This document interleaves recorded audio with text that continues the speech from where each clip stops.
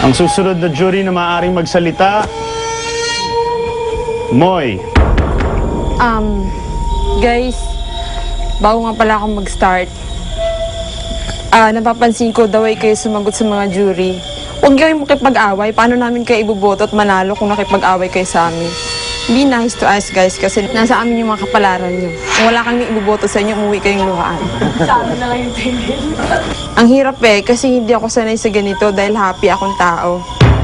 Ayokong nakakarinig kayo galing sa akin na hindi maganda kasi positive akong tao. Ayokong may nasasaktan. Ito lang, nasasaktan lang ako dahil ikaw ba, Ervic, strategy mo ba na paglaruan kami ni Aaron para makarating ka kung saan ka ngayon? Moy, alam mo yan sa sarili ko, hindi ako naging peki sa inyong dalawa ni Aaron. Ngayon kung kahit after nitong tribal council nito, huwag niyo ako iboto, andito pa rin ako para maging kaibigan niyo. Kung ano man yung pinla natin na gagawin natin dati, andun pa rin ako, mag-iintay ako sa tawag niyo, sa text niyo. Totoo ako, kahit huwag niyo ako iboto ngayon, mas matatanggap kong mawala sa kanyang 3 milyon kaysa yung pinagsamahan natin dito. Totoo yan. Okay lang sa akin yan. Basta ako, nandito pa rin ako, hindi ako naging peki sa inyong dalawa ni Aaron. So, hindi ka ba gumawa ng, like ako lang mag-isa, binoto niyo ako lahat. Kung tinuturing mo akong kaibigan, sana ikaw lang, nirespeto mo yung pagkakaibigan natin.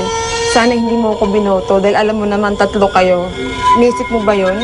Sinabi ko na yan sa kanila na pwedeng hindi kita iboto para 3 naman sila. Pero kinausap kita, diba? Sabi ko nakapagpangako ako sa kanila. Ibo-vote out mo. Malamang ikaw. Patay mo, Sulin. Oh, eh baka si Sulin. Hindi ko alam, makikinig lang ako.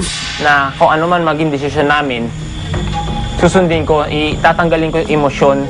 Totoo to na kinausap nila ako na kung darating ba yung panahon na iboboto natin si Moy at si Aaron, kaya mo ba silang iboto? Sabi ko, oo, promise. Iboboto ko sila. Pero hindi ko sinabi yun dahil ganun din ako sa totoong buhay. Moy, totoo ako kaibigan sa'yo. Kung kahit anong mangyari dito, kahit anong mangyari, mag-iintay ako sa inyong dalawa. Kung totoo kang naging kaibigan sa akin o kay Aaron, ba't kailangan mo silang sundin para iboto kami? To alam ko namang mabovote out din ako para lang to prove na totoo yung emotion ko sa'yo, totoo na love kita dahil kaibigan kita. Pero doon ko masasabi na naging sunod-sunuran ka sa kanila, hindi ka lalaki para sa akin. Kinausap kita, sabi ko, Moy, si Aubrey yung naging close ko nung umpisa pa lang. Dahil parang in-explain ko sa'yo, di ba? Sabi ko sa'yo, Moy, malaki utang na loob ko kay Aubrey.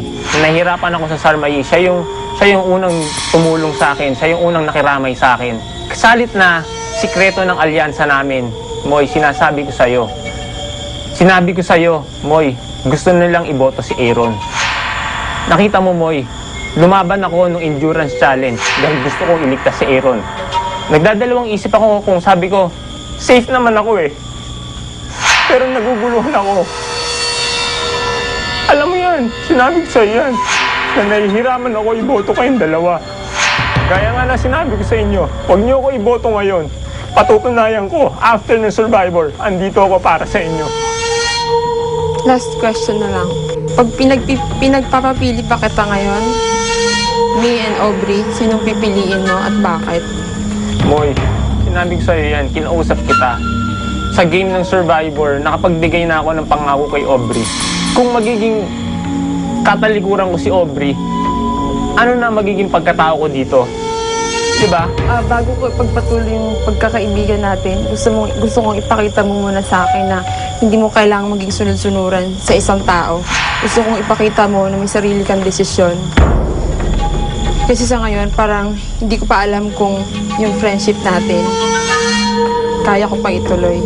Dahil parang sa nakikita ko, hindi ako part, parang konti lang yung part ko sa buhay mo. Like sabihin na natin, yung friendship natin, hindi ko nakita na pinahalagahan mo.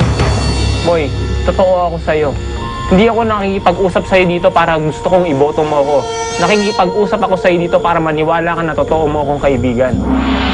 Okay, good luck. Yun lang. Thank you. Susunod na jury na maaaring magsalita at magtanong, Aaron.